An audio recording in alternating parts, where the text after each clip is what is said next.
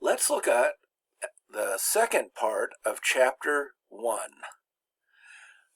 Now we're going to focus on adverbs that are cognates.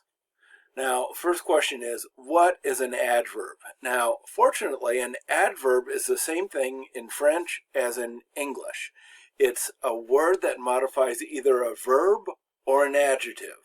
So adverbs that can modify verbs can also modify adjectives and vice versa. They don't need a different form. Now in English, adverbs often end in ly. That's a standard ending for adverbs in English, like quickly or rapidly or slowly or boringly. You can make any word into an adverb in English by adding ly to it, it seems like. In French, the typical suffix is ment, mon. And we form the adjective by taking a feminine adjective and then sticking the ment onto it. So here we have rapidement. The feminine adjective is rapide, which means rapid or quick, and the adverb would be rapidement. That would be rapidly. Anxieusement. Here we have anxieuse, that's the feminine form of anxious, and anxieusement would be anxiously. Logiquement, the masculine and feminine form of logique are the same, so this would be logically. Essentiellement, we've got essentiel, essential, so this would be essentially. Okay, let's move on to verbs that are cognate, and what are some of the little codes that we can look for. Now, when we talk about verbs, we often talk about their infinitive form, and the biggest class of infinitives end in er in French, and this is called the first group, or premier group. Group is group, premier. That's like writing out first, one st here, but that's like the word premier, meaning first. So words that end in a, now the r is always silent in verbs like admirer, accepter. When a verb ends in er, the r is always silent and the e makes the a sound. Sometimes to go to the English infinitive, you add e, or sometimes you drop it. So admirer is to admire. It's the same thing without the r. Accepter is to accept. The same thing without the er. It's basically focusing on the stem without the er.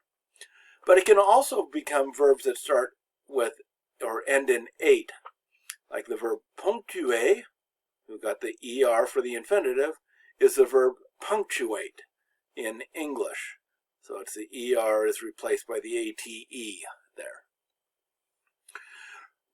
Now, er verbs that end in yser or iser often become ease or ease. So analyse is to analyze, moralize is to moralize. And you can see that pretty easily there. Verbs that end in ier, that's pronounced ye, often become just the letter y.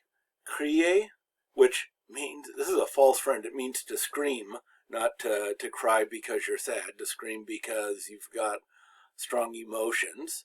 That's to cry. Purifier is to purify. So ier verbs, that ending gets replaced by I. With ir verbs, now this is the second group, the deuxième group of verbs, the ir verbs. The r is always pronounced, not like er verbs where it makes an a sound. Here the r is pronounced ir. Sometimes the ir gets replaced by an ish when you translate. The verb démolir means to demolish, so the ir, change that to an ish and you get the English word. Another thing that ir verbs sometimes indicate, it's kind of like a causative verb, to cause something to be brown or to make brown, if we were to use this verb brunir. Brun is, that's where we get our word brunette, a little brown-haired person. So brun is a word to brown, and brunir is to make brown, or to like brown some food. So that's one of the meanings that IR verbs sometimes have. Verbs that end in RIR, and these verbs are all irregular, and they're conjugated like ER verbs, not like IR verbs, which we'll see. The often becomes ER, like offrir is to offer. So, and couvrir, it means to cover. So the RIR changes to ER when translating. And then we've got verbs that end in K, and QU is the combination of letters in French used to make the K sound. It often gets translated as Kate. For example, indicate is to indicate. So lots of verbs that end in QUER. If you change that to CATE, you'll get the English verb.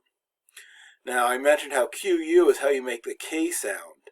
There is a K in French, but it's not used very often, and the same thing with W. And typically, K and W only appear in words of foreign origin. Kilowatt is an example. That's a